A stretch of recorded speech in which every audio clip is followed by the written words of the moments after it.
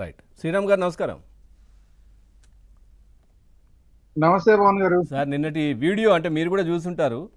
So ఏంటి దీంట్లో original వీడియోలో మాత్రం ఒక విధంగా, సో ఎడిట్ చేసి వాళ్లే మళ్ళీ రిలీజ్ చేయడం ఇంకొక విధంగా. సో ఏంటి మరి ఇప్పుడు మొత్తం కూటమి నేతలు భయపడుతున్నారు, నేషనల్గా కూడా ఒక చర్చ జరుగుతోంది, డిబేట్లు పెడుతున్నారు, వీళ్ళే తప్పు చేశారనేది వైసీపీ ఆర్కే రోజా కావచ్చు, అక్కడ పక్కనున్న రమేష్, జోగి రమేష్ మాటలు, సంభాషణ ఎట్లా చూస్తారు సార్? ఏంటి వాళ్లకు దీనికి సంబంధించి ఎందుకు ఈ విధంగా చేయాల్సి వచ్చింది? మీ విశ్లేషణ అంటే మరి నేను ఒకసారి మీరు మళ్ళీ వీడియో ఇస్తే బాగుంటుందేమో. ఎందుకు మనం అది వేయడమని ఊరుకున్నాను. ఎడిట్ చేసిన వీడియో అవన్నీ కూడా వాళ్ళే వేసింది కదా. అందుకే నేను ఏదో ఒక వీడియో చూసి ఆ వీడియోలో ఏముందంటే ఏదో ప్రభుత్వంలో ఉన్నామని తప్ప మొహాలు ఎవరు కూడా ఇదిగా లేదు, వాళ్ళు ఎలాగైనా మనం దేవుడు మనం శిక్షిస్తాడన్న భయం ఉంది, ఇలా మాట్లాడుతుంటారు. అంటే బహుశా నేను అనుకోవడం వంశీ ఇప్పుడు చెప్పినట్టు వీళ్ళు నవ్వుతూ మాట్లాడట్లేదు, వీళ్ళ మొహాల్లో నెత్తురు చుక్కలేదు, మొన్న ముగ్గురు మాట్లాడినప్పుడు అని ఆ టాపిక్ మాట్లాడుతున్నట్టుగా అనిపించింది నాకైతే. ఈ కూటమి నేతలు అందరూ కూడా భయపడుతున్నారు అని చెప్పేలాగా ఉన్నట్టుగా నాకు అనిపించింది. మరి ఇప్పుడు వస్తున్న వార్తలేమో మన డిస్కషన్ జరుగుతుందేమో వేరే రకంగా జరుగుతుంది, వాళ్ళే తప్పు చేశారు అన్నట్టు వాళ్ళు మాట్లాడుకున్నారు. అందుకనే ఒకసారి నేను ఏమైనా చూసిన వీడియో అలా ఉందేమో. మరి ఒక్కసారి నేను వినిపిస్తాను అది ప్లే చేయడం ఎందుకు కానీ మామూలుగా వినిపిస్తాను ఎట్లాంటిది వాళ్ళు ఎడిట్ చేసి ఏ విధంగా ఇచ్చారనేది. ఒక్కసారి తప్పు చేసాం, దేవుడితో పెట్టుకున్నాం, ఏ సైడ్ నుంచి ఏం చేస్తాడో అన్న భయం అందరిలో కనిపిస్తుంది. పైకి బింకంగా మనం మాట్లాడటం తప్ప నేను తప్పు చేసుకుంటూ పోతాడు. జనాల్లో బాగా నేషనల్ బాగా కవర్ చేసేసింది, నేషనల్ న్యూస్ అయిపోయింది, పార్లమెంట్ లో రాసే మనం మాట్లాడుతున్నాం, జనాల్లో బాగా అర్థమైంది. ఇది సార్ విన్నారా? నేషనల్ లో న్యూస్ అయింది. ఇందులో మీరేసిన దాంట్లో కూడా ఫస్ట్ మాట అధికారంలో ఉన్నాం అనేది ఉంది. అధికారంలో ఉన్నది ఈ రోజు తెలుగుదేశం వాళ్ళు. అదే అంటున్నాను, వాళ్ళని ఉద్దేశించి మాట్లాడి మళ్ళీ దీంట్లో అవసరమునే తీసేసి వాళ్ళే రిలీజ్ చేశారు. ఏంటి దీంట్లో అంటే ఇదే వైరల్ అవ్వాలనా ఏంటి? మరి దీంట్లో స్ట్రాటజీ తెలియదు. వాళ్ళ ఉద్దేశం ఏంటంటే నాకు తెలిసి ఏదో రాంగ్ గా వెళ్తుంది, కానీ వంశీ ఏది మాట్లాడాడో దాని ఉద్దేశం. ఎందుకంటే వీళ్ళందరూ కూడా తప్పు చేసామని భయపడుతున్నారు, కూటమిలో ఉన్న వాళ్ళందరూ తప్పు చేసామని భయపడుతున్నారు. అది ఇంకో వీడియోలో అదే ఉంది సార్, దాన్ని మధ్యలో తీసేసి వాళ్ళే మళ్ళీ ఇది కూడా రిలీజ్ చేశారు. అదే వాళ్ళ ఒరిజినల్ ఉద్దేశం. ఎందుకంటే మనం ఏదో తక్కువ అంచనా వేయకూడదండి వాళ్ళని. ఎందుకంటే మీరు వీడియో చూస్తే కనుక ఆ వీడియో, ఈ వచ్చిన వీడియో ఏదైతే ఉందో ఆ వీడియో కాకుండా ఆల్రెడీ ఒక కెమెరా కూడా మనకు కనబడుతుంది దాంట్లో. సో వీళ్ళ చుట్టూ కెమెరాలు ఉన్నాయి, కెమెరాలు రన్నింగ్ లో ఉన్నప్పుడు వాళ్లే తప్పు చేసామని వాళ్ళు మాట్లాడతారని లేదు. ఒరిజినల్ వీడియోలో కూటమి నేతలు తప్పు చేశారు, వాళ్ళు భయపడుతున్నారు, సిట్ రిపోర్ట్ లో కూడా వాళ్ళకి వ్యతిరేకంగానే వచ్చింది, ఇవి మాట్లాడింది. ఆ ఒరిజినల్ వీడియో ఒకటి ఉంది, దాంట్లో అది వాళ్ళే తర్వాత ఈ ఎడిట్ చేసి ఫస్ట్ ఇది రిలీజ్ చేశారు. మరి దీంట్లో స్ట్రాటజీ ఏంటో తెలియదు. అది నిన్నటిదాకా వంశీ మాట్లాడాడు, ఒక ఆయన కోటేసుకుని మాట్లాడుతుంటాడు, ఆయన వీళ్ళ మొహాలు అప్పట్లో నెత్తురు చుక్కలేదని నన్ను వీడియో మాట్లాడే ఒక ఆయన వంశీ మాట్లాడుతుంటాడు. అతని గురించి నేను ఎందుకు మాట్లాడతాను, కానీ దాన్ని ఆ టాపిక్ కంటిన్యూ చేయాలనే ఉద్దేశంలో వీళ్ళు ఉన్నారు. ఇప్పుడు ఏదో అయిపోయింది, కూటమి ప్రభుత్వం ఇంకా దొరికిపోయింది, నేషనల్ లెవెల్లో దీని మీద. సో ఇక్కడ సార్ ఒకటి, వెంకటేశ్వర స్వామి నిజంగా వాళ్ళు మాట్లాడినట్టుగా ఎవరు భయపడాలి, ఎవరు తప్పు చేశారు, అసలు ఏం జరిగింది, దీని మీద జరగాలి డిస్కషన్. ఇప్పుడు వాళ్ళ ఉద్దేశం ఏంటంటే మనం సేఫ్గా ఉన్నాం, అవతలాళ్ళు దొరికిపోయారు, అందులో కొవ్వు లేదనేది వచ్చేసింది, ఇంకా అదంతా దొరికిపోయారు ఇట్లన్న ఉద్దేశంతో వాళ్ళు మాట్లాడుతున్నారు. బట్ ఏంటంటే వంశీ ఏదైతే చెప్తున్నాడో అది ఆ బాత్రూమ్ క్లీనర్ గా వాడి కెమికల్స్ దీంట్లో కలుపుతున్నారు అన్నమాట. వాళ్ళు ఎక్కడా మాట్లాడలే. ఇప్పుడు రిపోర్ట్ లోనైతే ఏం కల్తీ జరగలేదని రాలేదు కదా సార్, కల్తీ జరిగిందని అంత క్లియర్ గా వచ్చింది కదా. అదే అంటున్నా. వాళ్ళు ఈ టాపిక్ ని కన్వీనియంట్ గా అసలు ఈ ఏవైతే క్లీనర్లకి సంబంధించినవి, లేదంటే యాసిడ్స్, లేదంటే ఆయిల్స్, రకరకాల పిచ్చి పిచ్చి ఆయిల్స్ ఇవన్నీ కలిసినాయో ఈ టాపిక్ ని మాట్లాడకుండా ఆ 10% లోపు ఏదో ఉంది దాని గురించే టాపిక్ మాట్లాడుతున్నారు. వాళ్ళు చేస్తున్నారు, కూటమి నేతలే భయపడుతున్నారు. నేను అందుకనే చాలా మీడియా ఛానల్స్ అర్థం చేసుకోవట్లేదు, కానీ నేను అందుకనే ప్రతి ఛానల్లో అడుగుతున్నా, అసలు ఈ యాసిడ్స్ ఏంటయ్యా, ఈ యాసిడ్స్ ఎలా తయారవుతాయి, ఏవో వేరే నూనెలు కలిసినాయి అంటారు, ఆ నూనెలు ఎలా తయారవుతాయి, వీటి సైడ్ ఎఫెక్ట్స్ చెప్పండి అయ్యా అని ప్రతిసారి నేను అడుగుతున్నా.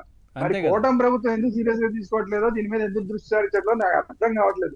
ఎంతసేపు ఈ రోజాలు వీళ్ళు వీళ్ళ మీద పడుతున్నారు తప్ప, అరే బాబు హిందువులు ఏం అడుగుతున్నారు, మీరు గనక అందులో విషయాలు బయట పెడితే, ఇప్పుడు వంశీ ఏదైతే మాట్లాడాడో ఆ యాసిడ్ ఎలా తయారవుతుంది, మిగతా ఆయిల్స్ అన్ని ఎలా తయారవుతాయి, వాటిల్లో ఉన్న ఇంగ్రీడియంట్స్ ఏంటి అని మీరు బయట పెట్టి వాటి యొక్క రిఫ్లెక్షన్స్ ఏంటి, ప్రజల మీద ఆరోగ్యం మీద ఇబ్బంది ఎలా కలుగుతుంది అన్నది బయట పెడితే ఆ వైసీపీ వాళ్ళు అడ్డంగా దొరికిపోతారు కదా. వాళ్ళు ఏం తీసుకెళ్తున్నారు సార్ బలంగా అంటే దీంట్లో జంతువులకు సంబంధించిన కొవ్వు కలవలేదు, మనము సేఫ్ అనే విధంగా వాళ్ళు చెప్పుకుంటున్నారు. మరి దానికి విరుగుడు ఇవ్వాలి కదండి. వీళ్ళు నిజంగా తెలివైన వాళ్ళు అయి ఉంటే ఏదో వంశీగా కొంచెం గట్టిగా మాట్లాడతారు తప్ప మిగతా వాళ్ళందరూ అసలు ఆ యాసిడ్స్ ఏంటి, దాంట్లో ఏం కలిసి ఉన్నాయి, దాని వల్ల ఈ హిందువులు తిన్న ప్రతి లడ్డు తిన్న వాళ్ళకి ఏం ఇబ్బంది వచ్చిందని చెప్తే అప్పుడు దాని మీద ఎఫెక్ట్ ఉంటుంది కదా. సరే అంతే కదా వంశీ గారు, ఏం కలిసినాయి వంశీ గారు నిజమే కదా. దాని గురించి అప్పుడు మాట్లాడట్లేదు, దాని మీద దృష్టి పెట్టట్లేదు. ఏంటి అసలు వీళ్ళు నాకు అర్థం కావట్లేదు. కూటమి ప్రభుత్వం వాళ్ళు పార్టీలు అసలు అసలు ఎటు రాంగ్ ట్రాక్ లో పోతున్నారు, రాంగ్ ట్రాక్ లో పోతున్నారు. మేము క్లియర్ గా సార్ ఒక్కసారి సమాధానం చెప్తున్నారు సార్, ఏంటి అంటే ఆ విషయాన్ని ఎందుకు తీసుకెళ్లట్లేదు ప్రజల్లోకి అనేది. శ్రీరామ్ గారి డిబేట్ అంతా కూడా ఈరోజు నా మీదకే వంశీ గారు ఆ మాట చెప్పారని చెప్పి అన్న మొత్తం నా మీదకే డైవర్ట్ చేశారు. లేదు లేదు, మీరు ఒక్కరు బలంగా తీసుకెళ్తున్నారు, దాంట్లో ఇవన్నీ కలిసినాయి కదా, ఈ అంశాన్ని ఎందుకు తీసుకెళ్ళలేకపోతున్నారు? కానీ సార్ ఒక విషయం ఏంటంటే నేను మళ్ళీ చెప్తా ఉన్నా, తిరుమల తిరుపతి దేవస్థానం వెంకటేశ్వర స్వామి విషయంలో మాట్లాడేటప్పుడు మా రాజకీయ లబ్ధి కోసం మేము నిందలు వేయకూడదు. థింగ్ 1, సిట్ రిపోర్ట్ వచ్చింది. సిట్ రిపోర్ట్ వచ్చిన తర్వాత 60వ పేజీ నేను క్షుణ్ణంగా చూశాను. నేను కొద్దిగా చదువుకున్న వ్యక్తిని కాబట్టి నాకు ఇంగ్లీష్ అవగాహన ఉంది.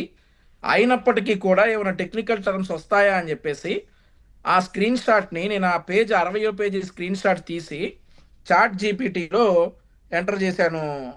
పవన్ గారు చాట్ జీపీటీలో ఎంటర్ చేసి దీన్ని తెలుగులో ట్రాన్స్లేట్ చేసి ఇవ్వమని చెప్పని అడిగితే నేను ఏదైతే ఇంగ్లీష్లో అనుకున్నానో 1-2 సార్లు నేను వెరిఫై చేసుకున్నా. ఏంటి అసలు ఇది ఇంత దారుణమా, ఎలా అసలు వాట్స్ గోయింగ్ ఆన్ అని చెప్పేసి నేను 1-2 సార్లు వెరిఫై చేసుకున్న తర్వాత తెలిసినటువంటి విషయాలన్నీ చూస్తూ ఉంటే చాలా ఆశ్చర్యానికి గురయ్యాను సార్. సో అదే విషయాలు నేను చెప్పాల్సి వచ్చింది. సో ఇప్పుడు నేను మళ్ళీ ఒక్కసారి 1 మినిట్ నాకు టైం ఇవ్వండి, నేను వినిపిస్తాను సార్. ఒకసారి చూడండి. దర్యాప్తులో వెల్లడైన విషయం ఏమిటంటే పోమిల్ జైన్ మనీష్ గుప్తాను నగదు చెల్లింపులతో కెమికల్స్ సరఫరా చేయమని కోరారు. అయితే మనీష్ గుప్తా నగదు పద్ధతిలో కెమికల్స్ ఇవ్వడానికి నిరాకరించాడు. అనంతరం ఆయనకు Horse Dairy Products Private Limited Bhagwanpura నుండి ఆర్డర్ వచ్చింది మరియు జూలై 2021 వరకు లాక్టిక్ యాసిడ్ను సరఫరా చేశాడు.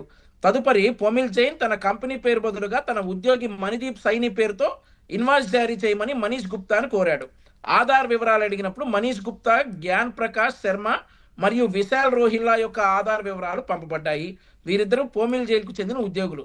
దీనిని అనుసరించి ఇక్కడ నుంచి వినండి. దీనిని అనుసరించి మనీష్ గుప్తా మార్చి 2022 నుండి మే 2024 వరకు వివిధ తేదీలలో వారి పేర్లతో ఇన్వాయిస్లు సిద్ధం చేశాడు.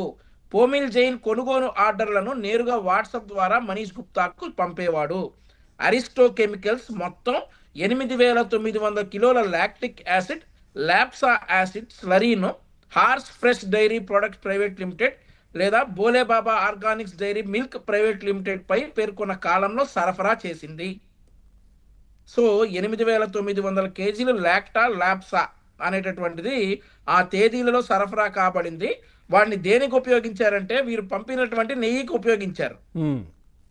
సో ఇంత పచ్చిగా ఇంత దారుణంగా నిజాలు ఉన్నాయి. వాటిని ప్రజల్లోకి తీసుకెళ్లడంలో కరెక్టే సార్. 1కి 10 సార్లు వెరిఫై చేసుకున్న తర్వాతే మనం తిరుమల తిరుపతి దేవస్థానం గురించి మాట్లాడాలి అనేది మేమందరం కూడా అనుకుంటున్నటువంటి ఒపీనియన్. కానీ ఈ భయం భక్తి లేనటువంటి కొంతమంది ఏదైతే దేవుడు అంటే కూడా భయపడకుండా కల్తీ చేశారు చూసారా, వాళ్ళు వాస్తవంగా నిజానికి తెలుగులో ఒక సామెత ఊరికే చెప్పరు.